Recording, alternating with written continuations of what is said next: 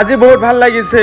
আজি সকলো ইছলাম ধৰ্মাৱলম্বী ভাইবিলাকৰ লগত আজি আমি ঈদুল ফিতৰ পবিত্ৰ ৰমজান মাহ আমি একেলগে পালন কৰিলোঁ। আসসালামু আলাইকুম, নমস্কাৰ। সকলো আশা কৰোঁ বহুত ভাল আছে, ময়ো বহুত ভাল আছোঁ। আজি আমি ঈদত যাবৰ কাৰণে আমি ৰওনা হৈছোঁ। ইয়াতে পাঞ্জাবী, লুংগী আৰু আমাৰ ৰুমাল গামোচা আৰু আমাৰ এটা আছে সুন্নতি টুপি। এই টুপি পিন্ধি কিনে আমি নামাজ পঢ়িবৰ কাৰণে পবিত্ৰ ৰমজান মাহত আমি যাম।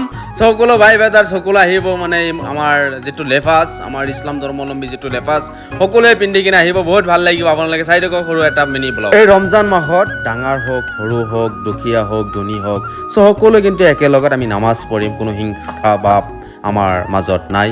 সকলোৰে আমি আন্তৰিক শুভেচ্ছা আৰু অভিনন্দন জ্ঞাপন কৰিছোঁ, যাতে সকলোৰে শান্তি কঢ়িয়াই আনে এই পবিত্ৰ ৰমজান মাহত। কিন্তু সঁচাকৈ বহুত ভাল লাগিছে। আমি ঈদত যেতিয়া আহোঁতে আমাৰ অসম আৰক্ষী কি ধুনীয়াকৈ গাৰ্ড দি আছে আমাৰ ইছলাম ধৰ্মাৱলম্বী মানুহবিলাকক। ঈদ মোবাৰক। কিন্তু নামাজৰ সময়ত আমাৰ পবিত্ৰ হ'ব লাগিব। পবিত্ৰ হোৱাৰ কাৰণে আমাৰ অজু কৰিব লাগিব। অজু কৰাৰ পিছত আমাৰ নামাজ পঢ়িব লাগিব। এইটো নামাজত সকলো ইছলাম ধৰ্মাৱলম্বী ভাইবিলাকে একেলগত হৈ কিনে, দুখীয়া দৰিদ্ৰবিলাকে একেলগত হৈ কিনে আমি নামাজ পঢ়িম।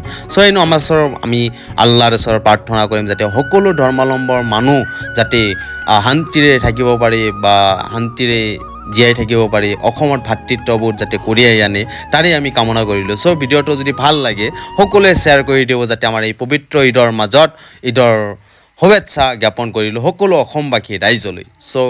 বাই বাই, খুদা হাফিজ, ধন্যবাদ।